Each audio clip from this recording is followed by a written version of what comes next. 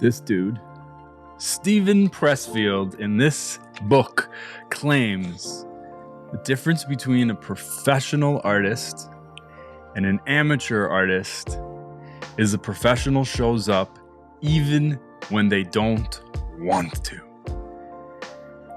I had a plan for this video. I was gonna do this really dope comparison of a $1,000 rig versus a $15,000 rig to show you guys the difference. And I just woke up this morning and I was like, no, I don't want to do that video. In fact, I don't want to get out of bed. In this video, we're going to get real about creative blocks. And I'm going to share 5 things I do when I'm experiencing these type of things where I don't want to make anything. I don't want to create anything. I feel unmotivated, but I still got to show up. Ready? Here we go.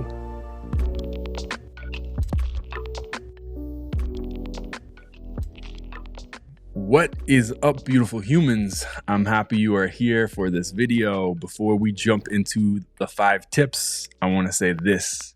These are my 5 tips. I am never comfortable telling anyone this is the thing, this is the only thing, this is the only way this works, because I don't believe in any of that. I've been working as a creative entrepreneur for 2 decades now. I've done many, many different things in the creative fields like photography, filmmaking, podcasting, writing, all sorts of different things. And so you sure as hell know in those 2 decades, I have experienced highs and lows. And so that's all I want to say before we jump into the tips. Here we go. 5 tips coming at you.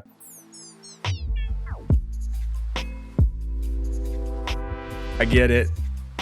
You want to get back to work. You want to get back to the creative flow, that intoxicating feeling where it's like the universe is just flowing through you. I understand. I want to get back there too.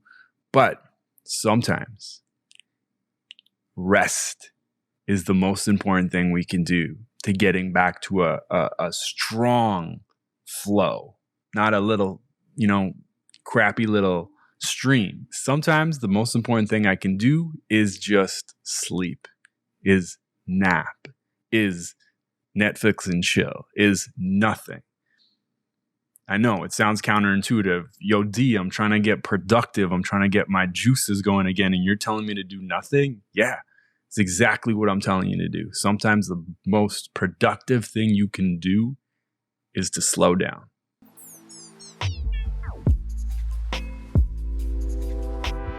I love this tip.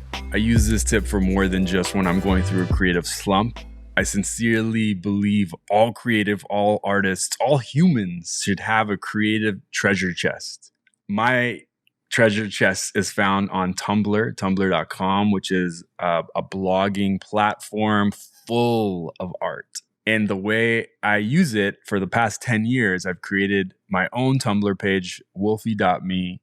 And it's just a collection, a curation of art that I found on that platform that sparked my energy, that provoked me, that turned me on in some creative way. And why it's helpful when I'm going through a creative slump is because I'm going this way creatively. And if I can go into the creative treasure chest and go, ooh, that was exciting. It's not going to launch me out of a slump, but it'll like give me little spikes of energy. That's really nice on my heart. Nice to feel that creativity even when I feel like I'm out of it. And you can do that on YouTube with any sort of playlist. You could do that on Spotify with music. You could do that anywhere, really. It's just a place in which you have curated creativity and art that will inspire you at any time.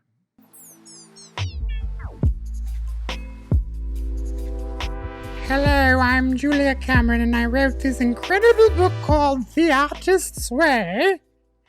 And my friend Darius is going to tell you about artist dates now. Go ahead, Darius. Thank you, Julia. Thank you. Thank you very much. Artist. Okay, so artist dates. I'm going to try to say this while I'm crying. Take yourself on a little date. Give yourself permission. Give yourself an hour to create from a place of like play and fun. Don't create using the regular art form that you create with. So I'm a photographer, I'm a cinematographer, I'm a writer. I'm not going to use those because I'm feeling creatively slumped. Instead, maybe I'll doodle.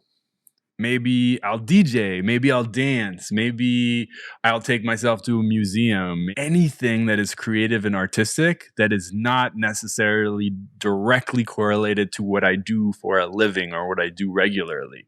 Artist dates are a great tool to remind you of the privilege of creation.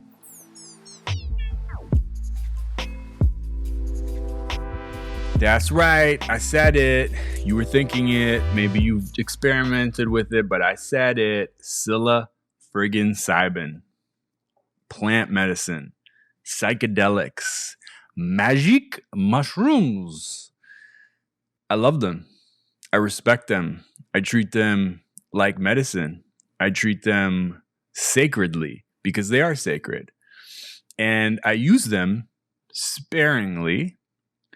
But a wonderful place to use them is when I'm going through a creative slump and I feel stuck. Psilocybin has this incredible ability to activate and stimulate neural pathways, new, oh my God, this got really bright. I'm going to save this shot because I like this shot. Fixed it. New neural pathways. And so sometimes when we're stuck, it's because there's a pathway in our brain that is so consistent. It's a path that's been walked on so many times that trail is just like easy to fall into. And psilocybin, when done respectfully, done healthy, done in the right set and setting, and treated as something sacred, can have this incredible ability, not for all people, but for certain people, to break you out of a rut. And I'm going to get some more light back in here. What I want to say is this tip comes with a caveat. If you've never done it before, you should find someone to Sherpa you into it and help you create a safe set and setting that will allow you to transcend. That's my favorite thing about it. It helps me transcend myself. It's like when I'm stuck in me and all my shit, it's this wonderful way to like see the bigger picture and also feel the connection I have with life everywhere.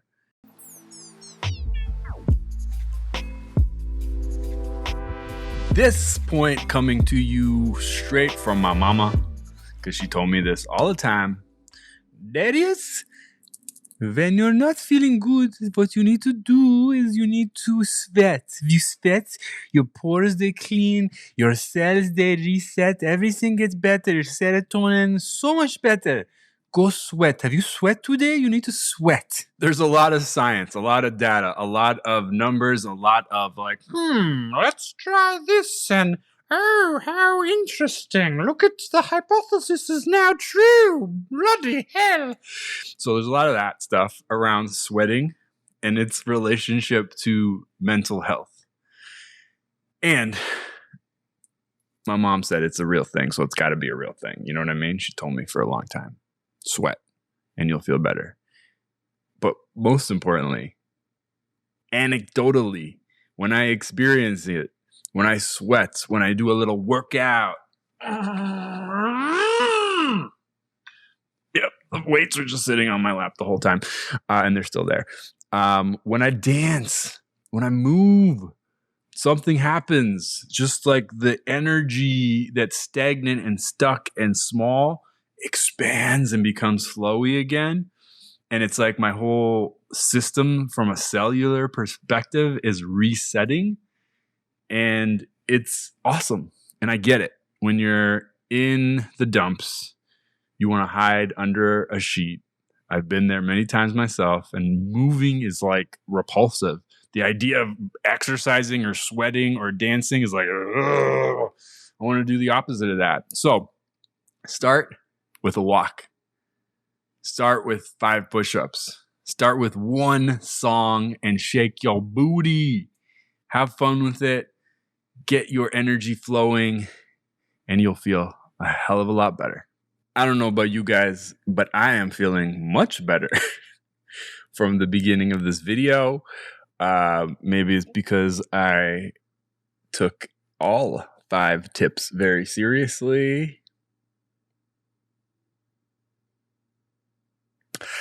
Anyways, I hope you enjoyed this video. I really enjoyed making it. I shed many tears and sweated a lot, actually, in the making of this video. And if you want to see more videos, hit the subscribe button. If you have ideas for videos, hit me up, DM me, put a comment, share your ideas. I love your ideas. Your ideas often become videos. And if you want to join Artist Morning and meditate with us and write with us and journal with us, go to artistmorning.com. That's it for me. We'll see you guys next time. I'm going to go move my booty and sweat some.